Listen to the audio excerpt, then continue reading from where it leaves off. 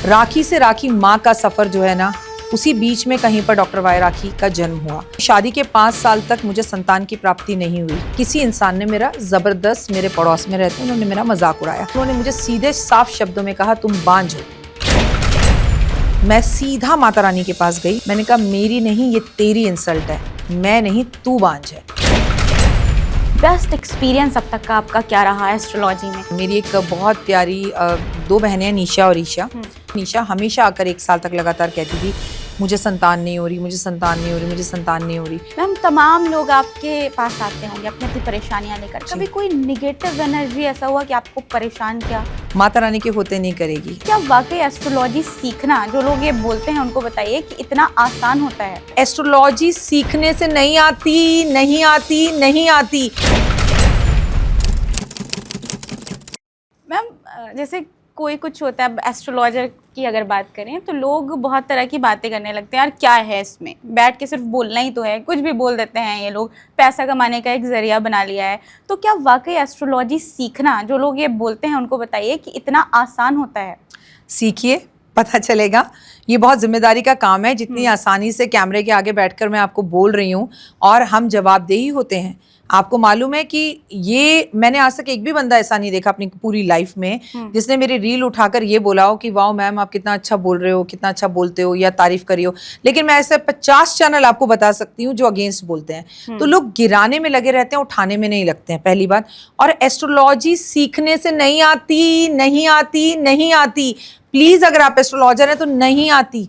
तपस्या से आती है, भक्ति से आती है, जीने से आती है, शक्ति से आती है, 3:30 बजे बिस्तर छोड़ के भगवान के साथ नाता जोड़ने से आती है। और मैं यकीन से तुम्हें बोल रही हूँ, मैं बोल भी रही हूँ तो तुम मेरे करीब बैठी हो, देखो मेरे रोंगटे खड़े हैं। भगवान अपने भक्तों को दर्शन देते हैं। ये साल, ये युग कलयुग है। काली की पूजा करके देखो, वो साक्षात सामने खड़ी हो जाती है और आपके अगेंस्ट जो बोलता है वो उसका खुद ही रास्ते से सफाया कर देती है, उसे खुद ही हटा देती है। कभी भी एस्ट्रोलॉजी सीखने से नहीं आती। जब मैं आज से 22 साल पहले एस्ट्रोलॉजी सीख रही थी तो जरा हृदय पर हाथ रखकर बताइए और डाटा निकालिए कौन सा इंस्टीट्यूट एस्ट्रोलॉजी सिखा रहा था। हमें तो गुरुजी घर आते थे, वो सिखाकर चले जाते थे और उसके बाद हम प्रैक्टिस करते थे। लेकिन उसके बाद भी जब तक एस्ट्रोलॉजी जी नहीं कि एकादशी का व्रत रखना है, पूर्णिमा का व्रत रखना है, नवरात्रों में भक्ति करनी है, सावन पे जमीन पे सोना है, चप्पल नहीं पहननी है, खाने की चीज छोड़नी है, पूरे 1 महीने के व्रत रखने हैं। मैं नहीं कह रही कि आप मंडे के व्रत रखो, हम तो महीने के। जब आप ये तपस्याओं पे उतरते हो, जब आप अपना सामाजिक जीवन छोड़ते हो, अपने पति को छोड़ते हो, अपने परिवार को छोड़ते हो, तब अपने बिस्तर को छोड़कर आपको एस्ट्रोलॉजी आती है। एस्ट्रोलॉजी आला जी का खाला नहीं है, हर किसी को नहीं आ सकती। और लिख कर दे रही हूँ, आप बड़े से बड़े इंस्टीट्यूट से पढ़ लो। एस्ट्रोलॉजी करनी नहीं पड़ती, एस्ट्रोलॉजी जीनी पड़ती है, जीने से आती है। 3:30 बजे उठना पड़ता है, आपने बोला। कुछ लोगों की तो रूह कांप गई होगी यही सुनकर, 3:30 बजे कैसे उठेंगे? मैं तो कहती हूँ आज की युवा से कि आप 9 बजे भी उठ जाओ, दया कर लो। लेकिन 12 बजे 2 बजे उठना और ब्रश नहीं करना और उठकर मैले कपड़े पहनकर और वही बदबू भरी जुराबे पहनकर काम पर चले जाना, that is very wrong, very wrong. चलो आप मत उठो 3:30 बजे, क्योंकि नहीं उठा जाता। मैं आपको बोलूं, इस दुनिया में सबसे मुश्किल काम क्या है? सुबह बिस्तर छोड़ना, गर्मी में एसी और सर्दी में रजाई। आप यकीन मानिए, मैं सालों से ये चीज कर रही हूँ, तब भी सर्दी में, हर सर्दी में मेरी रजाई मुझसे बोलती है, नहीं यार 5 मिनट और सही, 5 मिनट और सही। कि दिल्ली की सर्दी है, ये मन नहीं करता उठने का। राखी और राखी माँ, ये सफ़र जो था मैम, ये 10 साल बाद आप कैसा फील कर रही हैं यहाँ पे? मैं तुम्हें बताऊं, अगर मैं तुम्हें अपनी पर्सनल एक बात बताऊं जो मैंने आज तक कभी किसी पॉडकास्ट में नहीं बोली, तुम्हें बोल सकती हूँ क्योंकि तुम एक लड़की हो तो शायद इस बात को समझो। राखी से राखी माँ का सफ़र जो है ना, उसी बीच में कहीं पर डॉक्टर वाई राखी का जन्म हुआ। मैं तुम्हें बता दूं, शादी के 5 साल तक मुझे संतान की प्राप्ति नहीं हुई। कौन सा डॉक्टर, कौन सा मंदिर, कौन सी मस्जिद, कौन सी दरगाह, कौन सा गुरुद्वारा, कौन से बाबा, कौन से संत, कौन से गुरु, मैंने क्या नहीं किया ये मैं तुम्हें शब्दों में ही नहीं बता सकती। जिसने जो धागा बोला, जो ताबीज़ दिया, मैंने वो पहना, मैंने वो किया, जिस डॉक्टर ने जो बोला मैंने वो किया। लेकिन हार कर भी मैं कभी संतान प्राप्त नहीं कर पाई। 1 साल बीता, 2 साल बीता, 3 साल बीता। इस बीच में मैंने कई लोगों के कई रूप देखे। कहीं ने मुझे कहा यमुना नहा लो, गंगा नहा लो। मैं बड़ी परेशान रही। लेकिन इस बीच में मैंने एस्ट्रोलॉजी पढ़नी शुरू करी और मैंने ये महसूस किया, जब मुझे उपाय बताए जाते थे तो मैं थोड़ा सा खुराफाती हूँ शुरू से। क्यों? देखिए उस टाइम पे गूगल नहीं था, मैं जबकि बात कर रही हूँ उस टाइम पे फ़ोन नहीं था मेरे हाथ में, तो मैं बुक्स खरीद के लाती थी, मैं एस्ट्रोलॉजी पढ़ती थी और पढ़ती जाती थी, बहुत पढ़ी, बहुत उपाय करे, लेकिन मैं माँ नहीं बन पा रही थी और ये चीज़ मुझे अंदर ही अंदर खा रही थी। आज का समाज नहीं है पहले जैसे ज़्यादा कि आप गए IVF करवा लिया, तब कुछ नहीं था ये सब कुछ। मैं बहुत परेशान थी। इस बीच में मैं एस्ट्रोलॉजर बनती चली गई और एक दिन मैंने सोचा कि सब कुछ मुझे नहीं करना, मुझे माँ ही नहीं बनना। और किसी इंसान ने मेरा ज़बरदस्त, मेरे पड़ोस में रहते, उन्होंने मेरा मजाक उड़ाया इन द शब्द, उन्होंने मुझे सीधे साफ शब्दों में कहा तुम बांझ हो। और ये बात मेरे दिल के अंदर क्या करके गई एज ए औरत तुम समझ सकती हो, चाहे तुम अभी कुंवारी हो। I have no words. मैं सीधा माता रानी के पास गई, हमारी सोसाइटी में मंदिर है, मैंने कहा मेरी नहीं ये तेरी इंसल्ट है, मैं नहीं तू बांझ है। और ये बोलकर मैं वापस आ गया और आप यकीन मानिए भगवान माता रानी की कसम उसी मंथ बिना किसी डॉक्टर इलाज के मैंने बेबी कंसीव किया। कौन कहता है भगवान आते नहीं, तुम भगवान को धरती पे बुलाते नहीं। जिंदगी का चक्का चला। इस बीच में एस्ट्रोलॉजी पढ़ते एक टाइम ऐसा था मैं 7 न्यूज़ चैनल्स पर एक साथ आती थी। बच्चा हुआ, उसका पालन पोषण हुआ, तब दिमाग में आया कि अभी हमें सेकंड बेबी करना चाहिए। लेकिन एक तरफ बच्चा करना था और एक तरफ 7 न्यूज़ चैनल पे मैं काम कर रही थी। सेकंड बेबी के बारे में करने का चांस ही नहीं मिला। तभी भगवान से हमेशा शिकायत रहती थी, खुद से भी शिकायत रहती थी कि एक बच्चा तो होना चाहिए, 2 बच्चे होने चाहिए, कभी एक नहीं होना चाहिए। आज भगवान की इतनी कृपा है कि मैं जग माता हूँ। जितने भी पॉडकास्ट करने वाले बच्चे हैं वो मुझे राखी माँ ही कहलाते हैं। और जब मैं देवी से बात करती हूँ ना तो मैं उससे पता है क्या कहती हूँ तब नहीं समझ पाई, अब समझती हूँ। तूने तो मुझे हज़ारों की माँ बनाना था, तू मुझे 2 बच्चों में रखना ही कहाँ चाहती थी, इसीलिए वो मुझे इतनी माँ बनाना चाहती थी। एंड बहुत अच्छी बात कही आपने। एक वाकई में एक औरत का जो जीवन होता है, ज़िंदगी बहुत टफ होती है। शादी नहीं हुई तो शादी के लिए सोसाइटी बोलती है, शादी हो गई फिर बच्चे नहीं हो रहे हैं तो उसके लिए भी तरह तरह की बातें कही जाती हैं। लेकिन आज मैं तुम्हें एक बात ज़रूर बोलूँगी और जो लोग इस चैनल पर जुड़े हैं वो कमेंट करके ज़रूर बताएं। आज आपकी इस डॉक्टर वाई राखी ने हज़ारों, लाखों नहीं हज़ारों ऐसी माँओं को अपने उपायों से माँ बनाया है जो माँ नहीं बन सकती थी, जिन्हें डॉक्टरों ने कहा कि ये माँ बन ही नहीं सकती। मैंने उन्हें भी माँ की कृपा से उपाय करवाकर और सिर्फ एक नारियल का उपाय कराकर उन्हें माँ बनाया है। And I am very proud of this. क्या है मैम ये उपाय? मैं चाहती हूँ आप बता दें। मैं ये उपाय कभी भी ऑनलाइन आपके कैमरे पर नहीं बता सकती, बट इतना ज़रूर कहूँगी अगर आपकी नज़र में ऐसा कोई भी इंसान है जिसे संतान प्राप्ति नहीं हो रही, उससे कहो मुझसे पर्सनली आकर एक बार ज़रूर मिले, मैं लिख कर देती हूँ, वो माँ ज़रूर बनेंगे। इतना कुछ आपने किया, इतनी चेंजेस आई आपकी लाइफ में, परेशानियाँ भी आई, फैमिली का सपोर्ट कितना था? सिर्फ और सिर्फ फैमिली का सपोर्ट था। सोमवार, मंगलवार, बुधवार और परिवार। मैं तुम्हें एक बात बोलूं, परिवार जब तक साथ ना हो, और मेरी ज़िंदगी का सब कुछ क्रेडिट मैं सिर्फ और सिर्फ अपने हस्बैंड को देती हूँ। मेरे हस्बैंड ना होते तो मैं ना होती। मेरे लिए धरती पर रूप भगवान का मेरे हस्बैंड ही है। मैंने देखा कई पॉडकास्ट में, मुझे पता चला आपकी लव मैरिज थी जी। आजकल भी लोग लव मैरिज कर रहे हैं, लेकिन क्या हो रहा है उसके बाद आप देख रही हैं, तो उन लोगों को थोड़ा सा कुछ सलाह दीजिए, कुछ सजेशन दीजिए कि लव मैरिज को भी किस तरह से, किस मजबूती से इस तरह आगे बढ़ाया जाता है जैसे आपने बढ़ाया। लव मैरिज या अरेंज मैरिज की बात नहीं है बेटा, बात है समर्पण की, बात है शिव और शक्ति की, बात है जैसे शिव के पीछे पीछे शक्ति ने खुद को समर्पण कर दिया वैसी।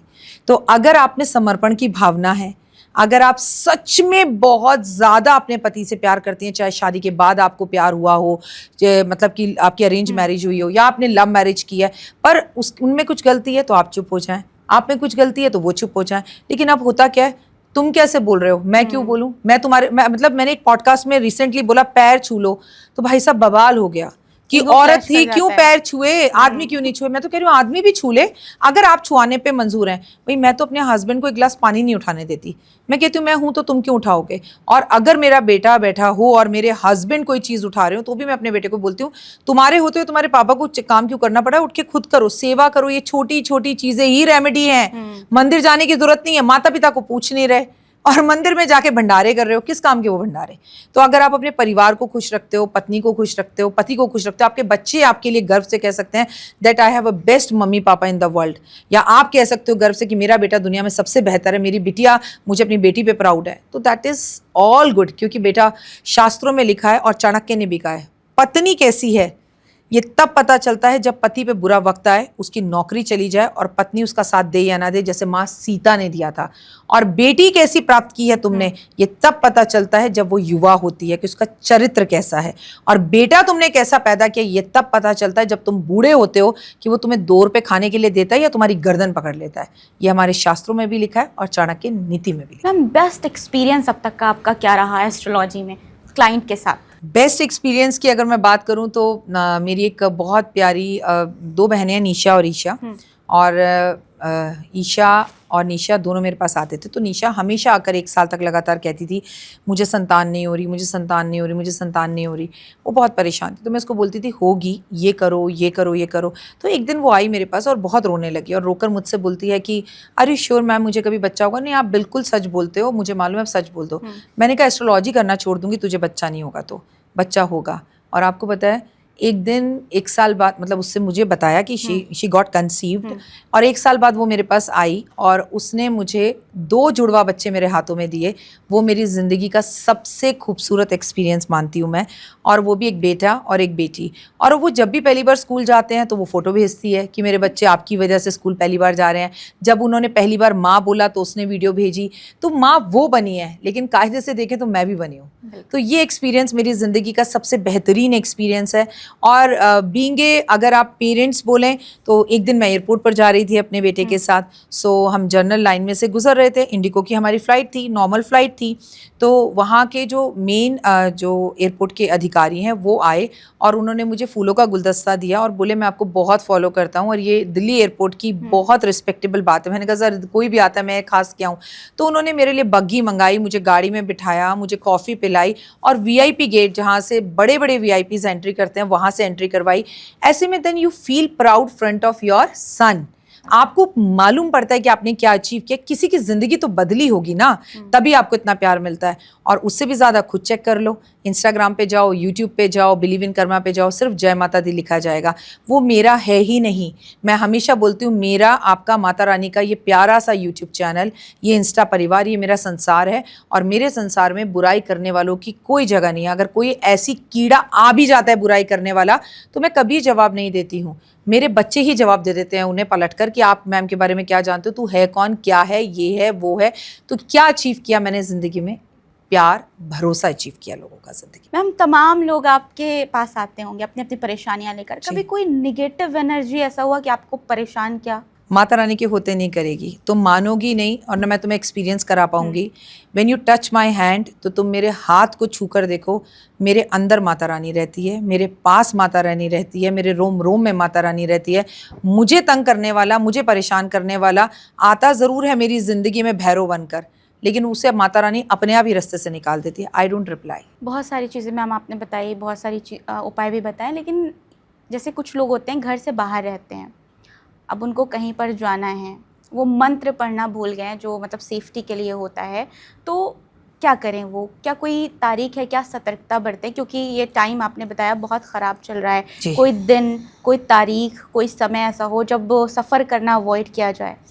मैं इंस्टाग्राम पे बहुत सारी तारीखें देख रही हूँ, मैं उनकी बात तो आपसे बिल्कुल नहीं करूंगी। मैं ऐसा नहीं मानती हूँ कि आप दिसंबर तक तारीखें देखकर सफ़र करो। मैं 5-6 बातें ज़रूर बोलूँगी।